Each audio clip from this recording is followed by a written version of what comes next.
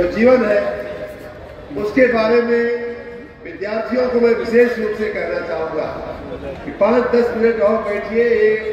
जो इतिहास हमको आपको पढ़ाया गया है, भारत का स्वतंत्रता संग्राम का इतिहास, वो थोड़ा अधूरा है। सरदार पटेल का उतना उल्लेख नहीं है जितना उस इतिहास में होना चाहिए, और उस इतिहास को फिर से एक बार लिखने का काम, फिर से एक बार हमारे आपके बीच वास्तविकता को उजागर करने का काम, सरदार पटेल का जो जीवन चरित्र है उसे सच में उजागर करने का काम हमारे यशस्वी प्रधानमंत्री माननीय प्रधानमंत्री हमारे नरेंद्र मोदी जी कर रहे हैं। उनके लिए भी एक बार जोरदार तालियां हो जाए, और उन्हीं की प्रेरणा से आज पूरे देश में, पूरे प्रदेश में सरदार पटेल जी की 150वीं जयंती मनाई जा रही है।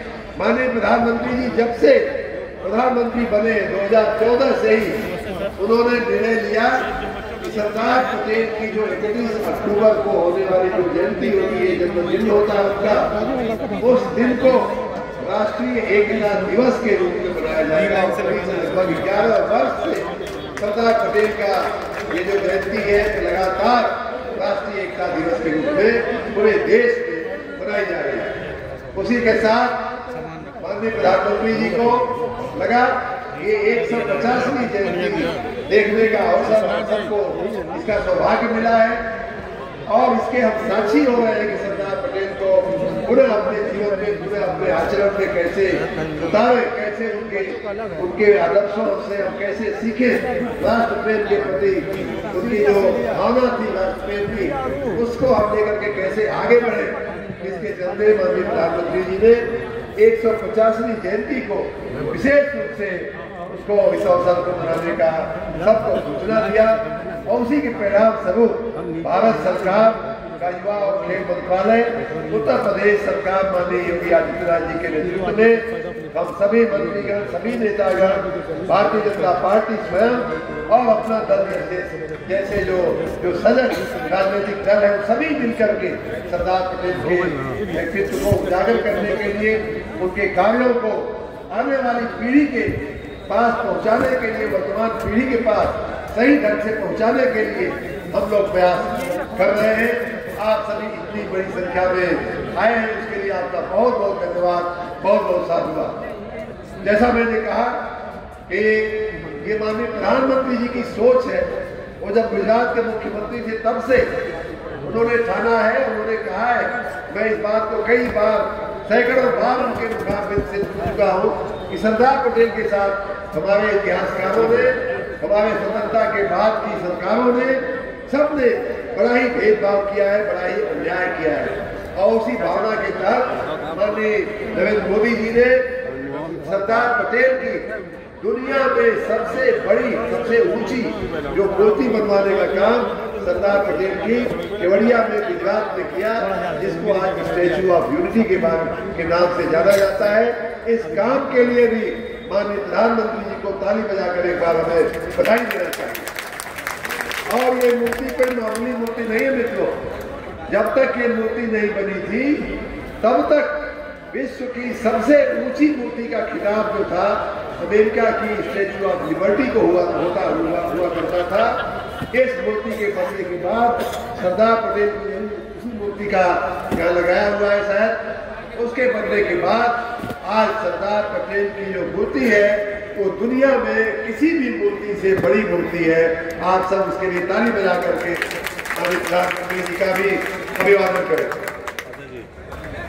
माननीय प्रधानमंत्री जी के साथ अपना दल एस की जो नीतियां हैं, भावनाएं हैं, मैं उनका भी धन्यवाद करना चाहूंगा भारतीय जनता पार्टी के हमारे नेतृत्व के साथ साथ, कि उन्होंने भी इस काम को बड़ी मुस्तैदी के साथ, बड़ी जागरूकता के साथ उन्होंने आगे बढ़ाया है। मैंने जैसे ही माननीय सुजीत पटेल जी को हमने कहा कि भाई साहब एक कार्यक्रम हम सोच रहे हैं, इन्होंने कहा बिल्कुल हम लोग उसमें सक्रिय रूप से भाग लेंगे। उसके बाद माननीय आशीष पटेल जी से भी हमने निवेदन किया कि आपकी पार्टी भी इसमें जुड़ेगी तो इस कार्यक्रम में 4 चांद लगेगा, और सबने मिलकर के इतना सुंदर आज एक कार्यक्रम बनाया है। मैं मुन्ना प्रसाद गुप्ता जी को और दोनों पार्टी के, हमारी भारतीय जनता पार्टी के कार्यकर्ताओं को अपना दल गैस के कार्यकर्ताओं को, अपनी पूरी टीम को, जिन्होंने इतना सुंदर कार्यक्रम, इतना देखिए बरसात तो आप 3 दिन से ऐसी हो रही है, ये समझ लीजिए कि हमारी परीक्षा ले रहे थे भगवान इंद्र में कि देखते हैं तुम कैसे पास होते हो। आपके आशीर्वाद से, राजा गणेश की धरती पे राजा गणेश के आशीर्वाद से हम लोग समझ लीजिए कि हम लोग पास हो चुके हैं। अब ये कार्यक्रम पूर्णावती की तरफ जा रहा है और ये आपका हौसला है मित्रों।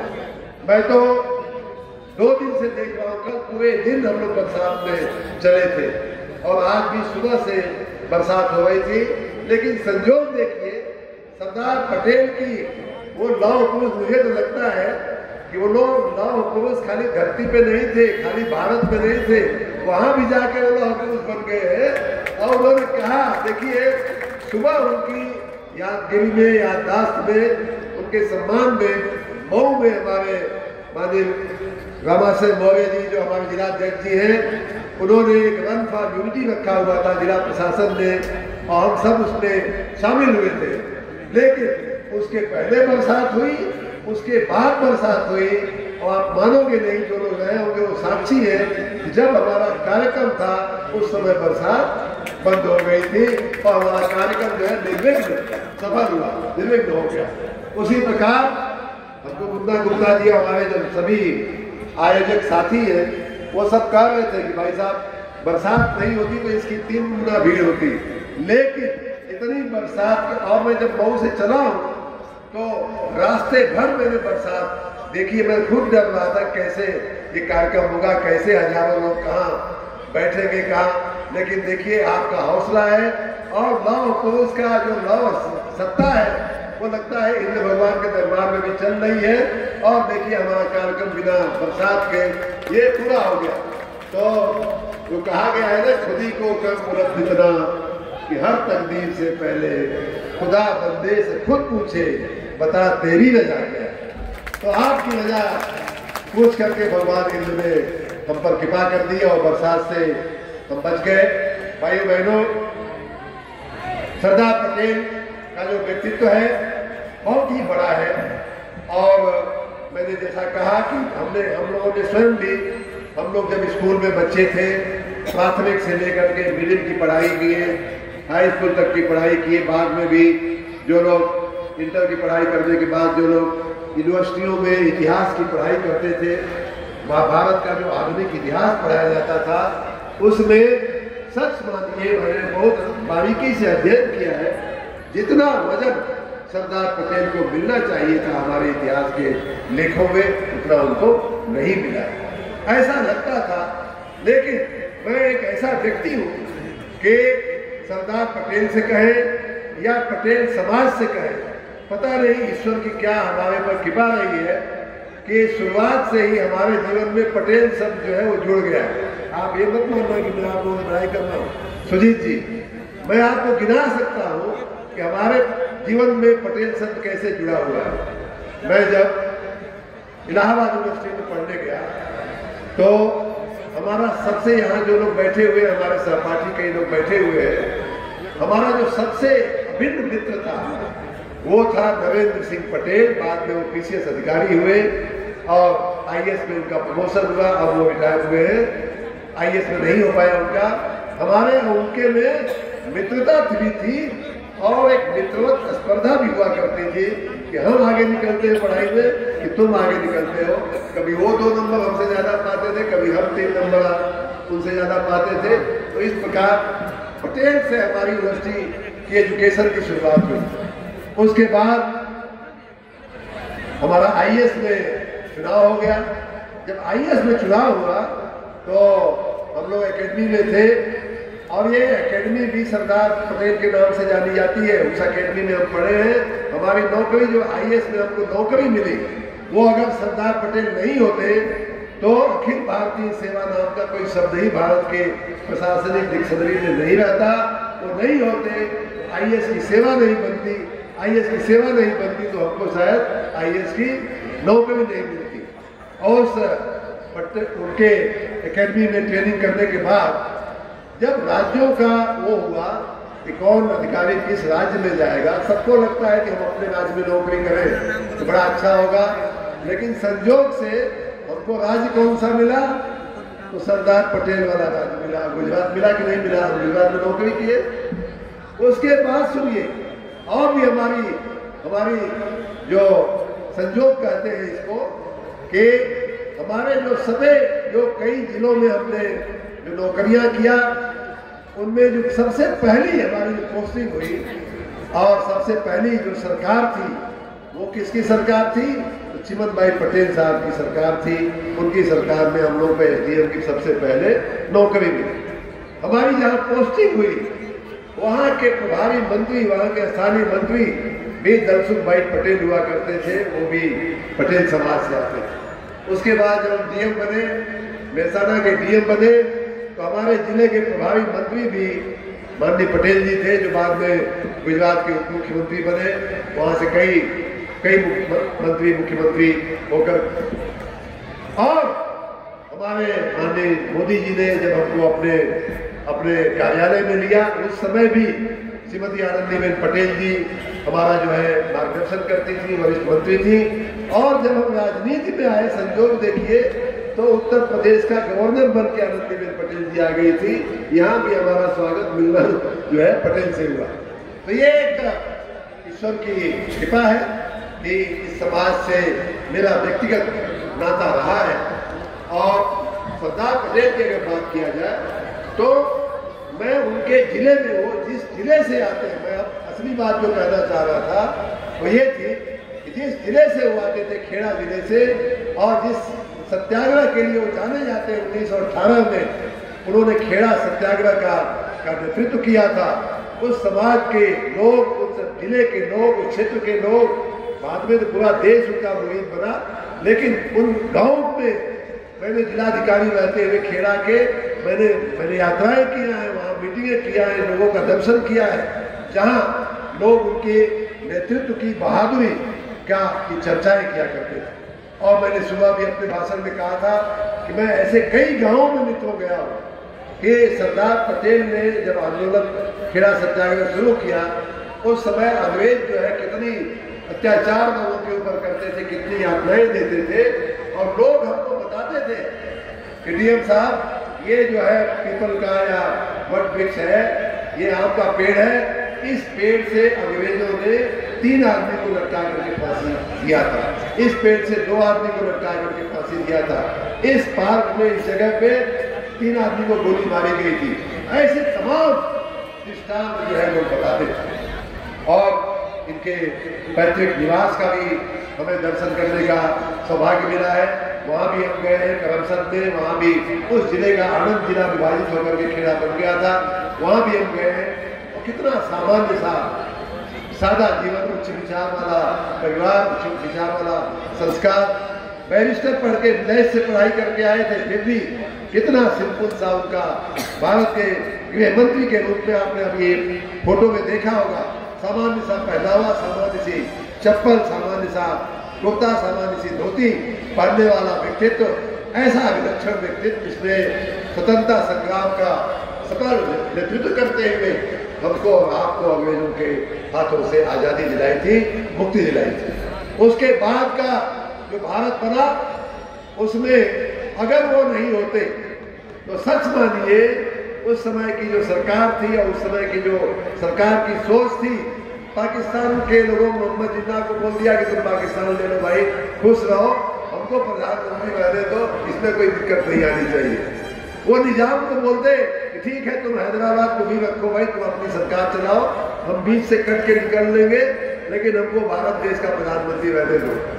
शेख अब्दुल्ला को बोलते कि हाँ ठीक है, कश्मीर तुम ले लो, बाकी का जो बचेगा उसका हमको प्रधानमंत्री रहना है।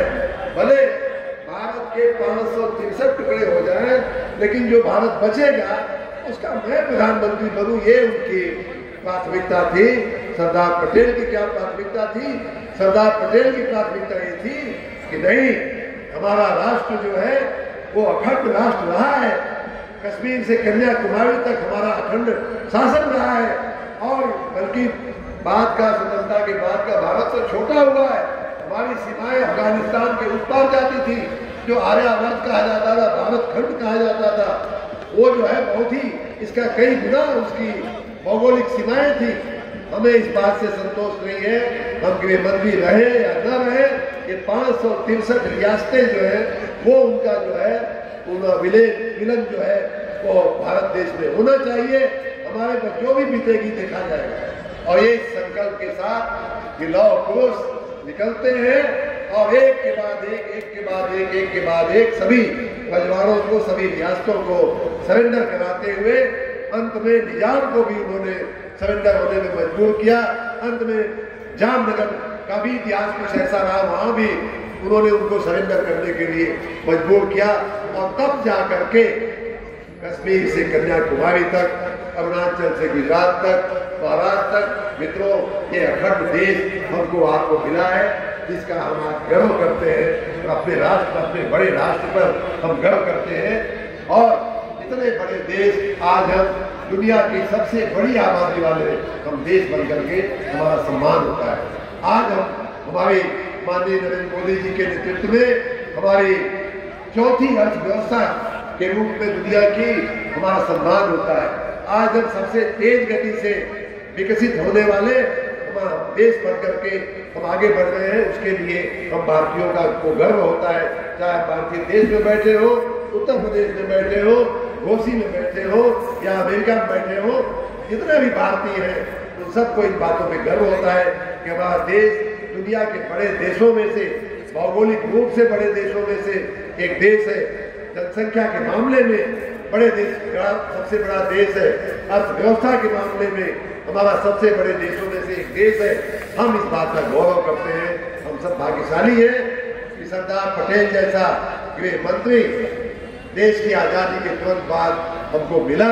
और इसके लिए हम सब कृतज्ञता पूर्वक एक बार फिर से सरदार पटेल को अपनी श्रद्धांजलि देते हुए, उनको नमन करते हुए एक बार हम बोलेंगे, थोड़ी बातें मैं बाद में भी करूंगा, लेकिन सरदार पटेल के लिए इन भावनाओं के साथ कि वो नहीं होते तो हमारे देश का क्या होता, इस भावना के साथ हम बोलेंगे सरदार पटेल अमर रहे। आप सभी लोग बोलेंगे अमर रहे, सरदार पटेल अमर रहे, लौह पुरुष अमर रहे, सरदार वल्लभ भाई पटेल अमर रहे। भाइयों बहनों, हमारे स्वतंत्रता संग्राम के जो लड़वैये थे, जो सेनानी थे, उनकी क्या भावनाएं रही होंगी। चाहे सरदार पटेल रहे हो, चाहे महात्मा गांधी रहे हो, चाहे चंद्रशेखर आजाद रहे हो, जिन्होंने अपने खुद को अपने सिर में गोली मार दिया था। सरदार भगत सिंह रहे हो, जिन्होंने हंसते हंसते फांसी के फंदे को चूम लिया था। इनके दिलों में एक ही आग जल रही थी, एक ही भावना चल रही थी कि हमारे देश का हर नागरिक, हमारे देश का हर बच्चा, हमारे देश का हर बुजुर्ग, हमारे देश की हर महिला, हर पुरुष का जीवन जो है वो सुखमय होना चाहिए, सुविधाओं से भरा हुआ होना चाहिए, कष्टों के बिना होना चाहिए और उसका जीवन अच्छे से चलना चाहिए।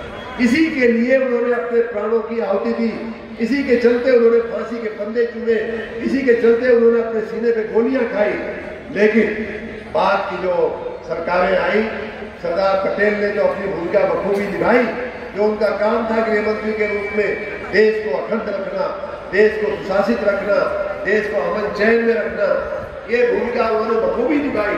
लेकिन बहुत सारे काम ऐसे थे जो दूसरों के जिम्मे थे और तत्कालीन प्रधानमंत्री और तत्कालीन सरकारों के जिम्मे, जो कई बार चुन करके उन्होंने देश के प्रधानमंत्री बने और देश की सरकारें बनाए, उनकी जिम्मेदारी थी कि घोसी हो, कोपा हो, अमिला हो, मधुबन हो, कोई भी शहर हो, कोई भी, यहाँ सिद्धार्थनगर के लिए हमारे विजय जायसवाल जी, देखिए आपका ये जो संगम है ये सिर्फ मऊ का कार्यक्रम नहीं रह गया है।